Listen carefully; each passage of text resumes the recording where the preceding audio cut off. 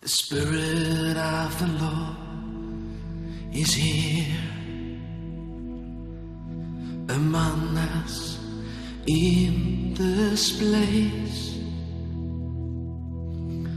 Bow before Him, worship now. The King of glory reigns. The Spirit of the Lord is here among us in this place. Bow before Him, worship now. The King of glory reigns.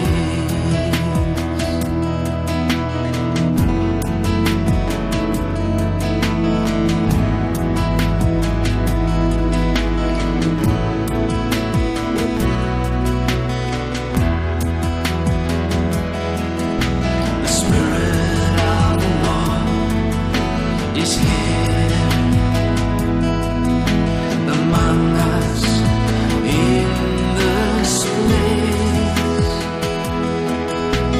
Bow before Him, worship now. The King of glory reigns. The Spirit of the Lord is here. God praat soms met ons deur spontane gedagtes wat by ons opkom. Elkeen van ons hoor elke dag minstens 4 stemme. Ons eie gedagtes, vlees of eie begeertes, die gemeenskap om ons, die vyand se stem en God se stem. Ons uitdaging is om te kan onderskei wanneer is die gedagtes en beelde wat by ons opkom self uitgedinkte gedagtes en wanneer is dit spontane, intuïtiewe gedagtes wat God se gees by ons laat opkom as hy met ons praat op die manier.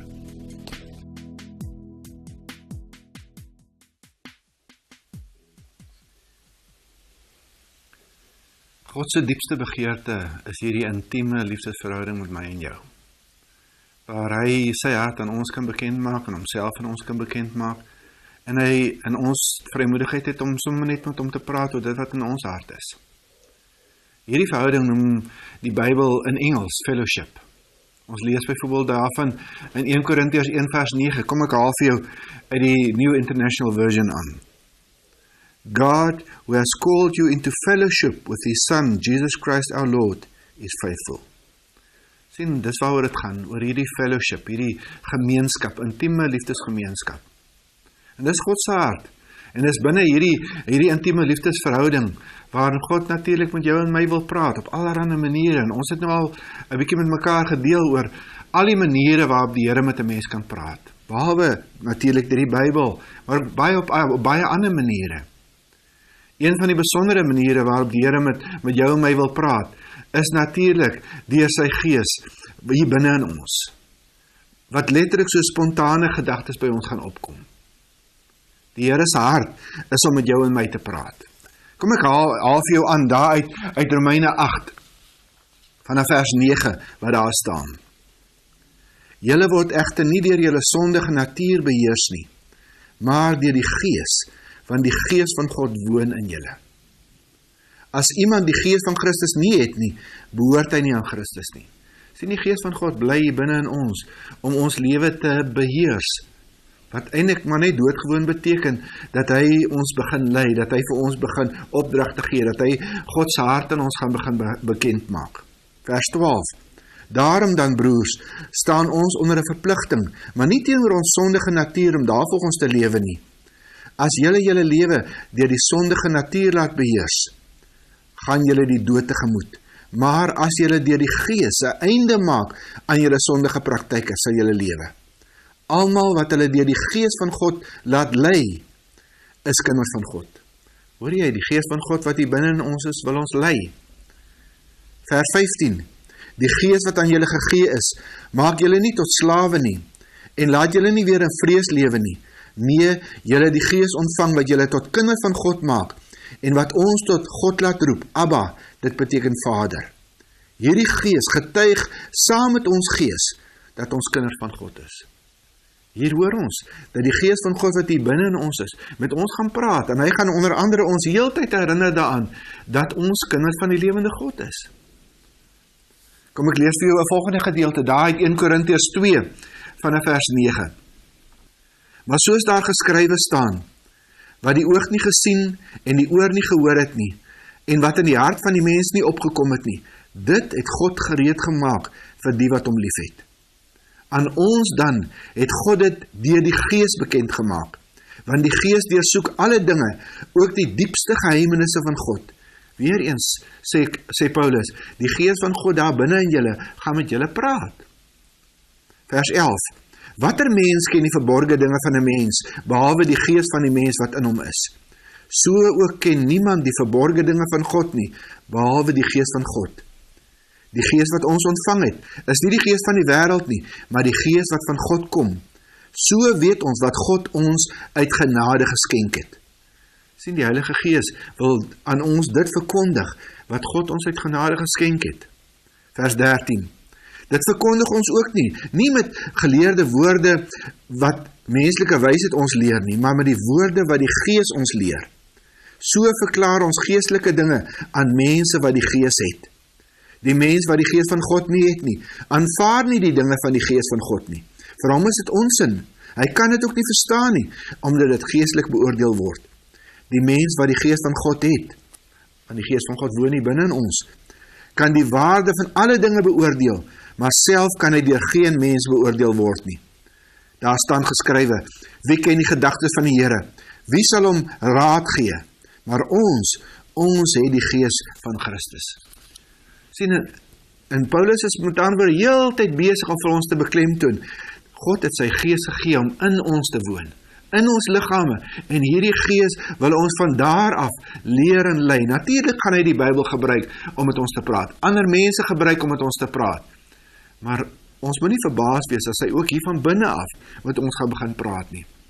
Dis hy wat terwyl ons met die Bybel besig is, terwyl ons besig is om te lees wat in die Bybel staan, gaan hy skielik dinge by ons laat opkom, wat ons nie eers gelees het nie. Ekstra dinge, nuwe openbaringe, wat skielik by ons gaan opkom. Want dis die Gees van God se werk. So maak hy die woord lewend. Dis ons wat daar in Hebreërs 4 vers 12 gestaan het, as daar staan, die woord van God is lewend. Sien, dis die Gees van God, wat hier van binne af, in my en jou werk. Terwyl ons die woord lees, terwyl ons daarna luister, laat hy letterlik hierdie woord 'n nuwe lewe kry. Maak hy met hierdie woord nog ander goeders oop in ons. Presies die teendeel gebeur in mense wat die Bybel probeer lees, in wie se lewe daar nog nie hierdie hartsverandering plaasgevind nie, in wie se lewe die Gees van God nog nie hulle gees wederbehaar het nie. So lees ons daar in Johannes 5, vers 39 en 40, waar Jesus vir fariseërs en skrifgeleerdes, mense wat die Ou Testament groot dele uit hulle kop geken het, wat ure en ure hierdie Ou Testament bestudeer, vir hulle moes hy sê, julle ondersoek die skrif, omdat julle dink dat julle die ewige lewe daarin kry.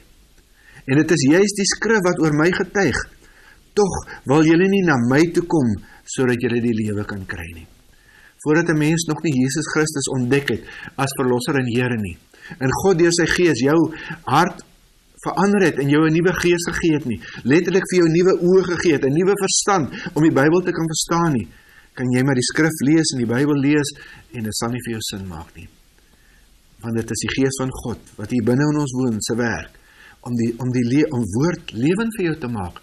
Anders word Bybel lees en die skrifte lees en die skrifte studeer, maar net nog deel van 'n klompie godsdienstige tradisies en rituele. En hoeveel mense rondom ons ken ons nie, wat die Bybel lees en dan sê hulle vir jou, maar dit beteken vir my niks nie, dit beteken vir my glad niks om die Bybel te lees nie. Dit sê net vir my niks nie. Alles is vir my duister.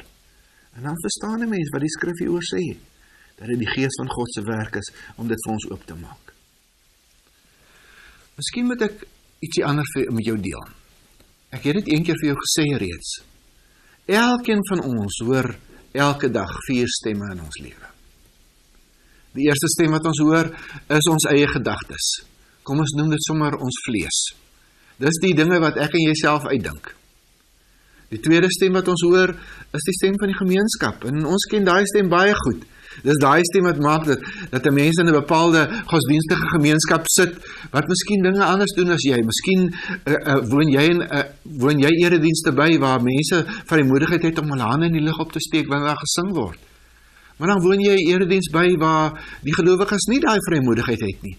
En terwyl jy daar by hulle sit, het jy so begeerd om jou hande in die lug op te steek, terwyl jy die Here loof, maar jy hoor duidelik die stem van daai gemeenskap, daai groep mense, wat, ek wil al sê, niemand te woord nie, hoor jy daai stem, wat vir jou sê, jy waag nie hier om jou hande in die lug op te steek nie. Ons ken die stem van die gemeenskap baie goed, en is hierdie stem, wat maak dat ons partykeer teen ons aard optree, wat maak dat ons partykeer dinge doen, wat ons nie eintlik eers lus voel om te doen nie, wat teen ons aard is. Maar die stem van die gemeenskap ken ons dus goed. Die derde stem, wat ons al gehoor het, maar ons verstaan nie altyd dat dit sy stem is nie, is natuurlik God se stem, wat deur die Gees met ons wil praat. Dit is daai stem wat met ons praat, wat ons beleef as spontane gedagtes, wat by ons opkom. Die vierde stem, wat ons hoor, is natuurlik die stem van die vyand. En ek en jy kan partykeer, as ons nie mooi daaroor dink nie, kan ons amper nie dink dat die vyand ook met ons kan praat nie. En die manier waarop die vyand met ons praat, is baie keer ook deur ons gedagtes. Kom ek gaan wys vir jou 'n bietjie in die Bybel, dat nie alle gedagtes wat ek en jy dink van ons uit onsself kom nie. Sommige van ons gedagtes, kan jy glo, kan selfs van die vyand afkom. Kom ek lees vir jou daar uit 2 Korintiërs 10 vanaf vers 4 en 5. Paulus sê daar vir gelowiges: die wapens van ons stryd is nie die wapens van die mens nie, maar die kragtige wapens van God, wat vestings kan vernietig. Daarmee vernietig ons die redenasies, dan hierdie gedagtes wat by ons opkom, en elke hooghartige aanval wat teen die kennis van God gerig word. Ons neem elke gedagte gevange, om dit aan Christus gehoorsaam te maak. Nou, Paulus het iets ontdek. Paulus het ontdek dat nie alle gedagtes wat hy dink, wat by hom opkom, uit homself kom nie. Hy is nie die inspireerde, die oorsprong van al sy gedagtes nie. Van hierdie gedagtes het 'n ander oorsprong. En daarom is vir my en jou belangrik as Christene, as mense wat 'n pad met die Here wil stap, wat volgelinge van die Here wil wees, wat in elke deeltjie van jou lewe wil leer, so wat die Here wil hê ons moet lewe, om gedissiplineerd amper 'n keuse te maak, om vir jouself te sê, ek sal moet mooi kyk na watter gedagtes kom by my op. Dit sal letterlik wees asof ek by die deur van my gedagtes moet gaan staan, en elke gedagte wat inkom, sal ek letterlik amper so half aan die bors moet gryp, en moet sê, van waar gehaas jy, van waar af kom jy? Wat is jou oorsprong? Is jou oorsprong my eie vlees? Is jou oorsprong dalk God? Is jou oorsprong die vyand? En so wat Paulus hier in 2 Korintiërs 10 sê, en ons moet daai gedagtes gehoorsaam maak aan die Here. Met ons moet sorg dat daai gedagtes in lyn kom met God se plan vir ons lewe. Kom ek lees vir jou nog 'n gedeelte waar dit staan. In 2 Korintiërs 11, daar vers 3 en 4 staan die volgende. Paulus sê daar: maar ek is bang dat julle gedagtes weggelei sal word van die onverdeelde en suiwere toewyding aan Christus. Hoor jy, iemand gaan letterlik jou by die hand neem en jou ander gedagtes gee, wat jou gaan weglei van Christus af, wat jou gaan verlei. Daar staan verder: net soos Eva verlei is deur die lustigheid van die slang. Ek sê dit omdat julle so maklik daarmee genoeg neem as iemand 'n ander Jesus aan kom verkondig as wat ons verkondig het. En julle neem so maklik 'n ander gees en 'n ander evangelie aan as die wat julle van ons ontvang het. Miskien vra jy nou vir my, maar hoe weet ek watter gedagtes is uit my eie vlees? Ja, maar veral watter gedagtes kom van die vyand af? Een van die maniere wat vir my help as gelowige, is toe iemand wat my gementor het as jong Christen vir my gesê het, as gedagtes by jou opkom en jy is nie seker van die oorsprong nie, toets dit aan die karakter van daai gedagtes. En hy het vir my 'n besondere interessante metode geleer hoe om dit te doen. Hy het vir my gesê, gaan kyk 'n bietjie in die Bybel na al die name van die Heilige Gees en al die name van Satan en sy demoniese magte. En dan sit jy letterlik hierdie 2 rye name langs mekaar en dan toets jy daai gedagte aan die karakter van hierdie name. Kom ek wys vir jou dit, dan gaan jy 'n bietjie daarna kyk en dan kan jy dit prakties verstaan wat ek nou vir jou sê. As 'n mens gaan kyk in die skrif na die name van Satan, dan sien ons in die skrif sy name is onder andere aanklaer, teestander, leenaar, bedrieger, vernietiger, veroordelaar, dief, moordenaar. Met ander woorde, as daai gedagte wat by jou opkom, vir jou heeltyd laat skuldig voel, vir jou heeltyd laat veroordeel voel, daai gedagte maak jou so depressief, dat jy amper jou eie lewe wil neem, wel, dan weet jy wat die oorsprong van daai gedagte is. Want daai gedagte weerspieël die karakter van die een wat die oorsprong is van daai gedagte. Aan die ander kant, as 'n mens gaan kyk in die skrif wat die name van die Heilige Gees is, dan sien ons sy naam is advokaat, helper, trooster, onderwyser, geneeser, skepper, moeder, gewer van lewe en oorvloed. Maar as die gedagte wat by jou opkom, sprekend is van dit alles, van lewe, van oorvloed, wat jou bemoedig, jou vertroos, dan weet jy wie die oorsprong van daai gedagte is. Dan weet jy, maar die een wat hier besig is om met my te praat, is eintlik die Gees van God. Hy is die een wat hier besig is om met my te praat. 'n volgende metode om te toets watter gedagtes kom van die vyand af en watter kom van die Gees van God af, is natuurlik 'n baie eenvoudige toets. En dit is om daai gedagtes te toets aan wat in die skrif staan. As daai gedagte nie klop met dit wat in die Bybel staan nie, as dit nie in lyn is met God se hart nie, dan weet jy mos waar die oorsprong van daai gedagte is. 'n derde metode, hoe 'n mens die gedagtes kan toets, wat die oorsprong daarvan is deur daai gedagtes wat jy dan nie op hierdie eerste 2 metodes die oorsprong van kan ontdek nie, om dit te gaan bespreek met 'n geestelike mentorfiguur in jou lewe, iemand wat jy kan vertrou. Gaan vertel vir daai een wat jy beleef en watter gedagtes by jou opgekom het en vra vir hulle, wat dink jy? Dink jy dat hierdie gedagtes van God af kan kom deur sy Gees? Of is dit dalk die vyand, of is dit dalk my vlees? Bid saam met my hieroor, dat ons werklik kan ontdek wat werklik van die Here af is. Daar in Johannes 7 vers 37 tot 39 lees ons die volgende. Op daai laaste dag, die groot dag van die Hittefees, het Jesus daar gestaan en uitgeroep, as iemand dors het, laat hom na my toe kom en drink. Met die een wat in my glo, is dit soos die skrif sê, strome lewende water sal uit sy binneste vloei.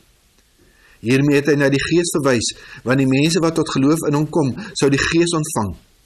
Die Gees was nog nie uitgestort nie, omdat Jesus toe nog nie verheerlik was nie. Dan hier sê Jesus, dat profeteer hy eintlik, dat die Heilige Gees gaan kom, en die Gees van God gaan in Godse mense kom woon, en hy gaan begin werk hier binne in Godse mense. Hy gaan, hoe sê hy daar in Romeine, hy gaan ons begin lei, hy gaan met ons begin praat.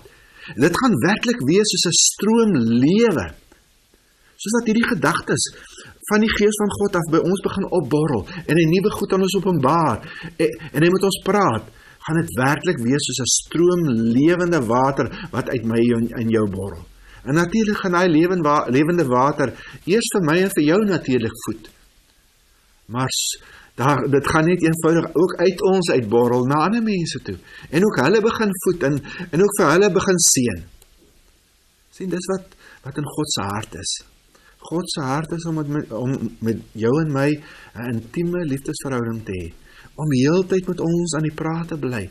Om heeltyd dinge aan ons te openbaar. Om werklik sy hart aan ons te openbaar.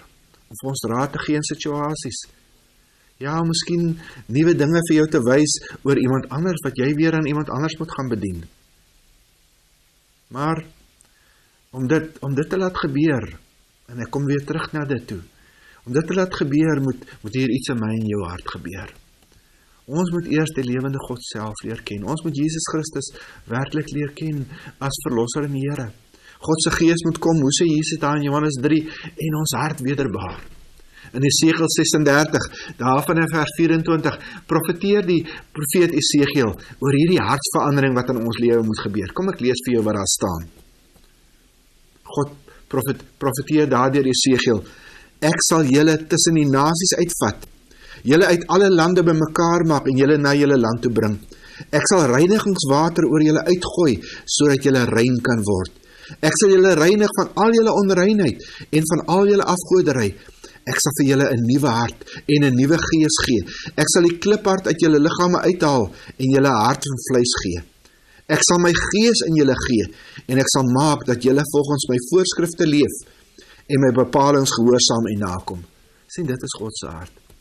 Om sy gees te gee om hier in ons te kom woon, sodat sy gees hier van binne af, self as dit ware ons wet word, self ons leidsman word, self ons wetgewer word, en vir ons sê, so en so moet jy lewe, so en so moet jy optree in hierdie situasie. Dit is God se hart, om op hierdie manier met jou en my te praat. Kom ons bid saam, kom ons vra dat die Here elke dag, op hierdie besondere manier, ook vir jou en vir my, moet lei deur sy gees. Vader, ons kom in die naam van Jesus, en ons bid dat U elke dag met ons sal besig wees.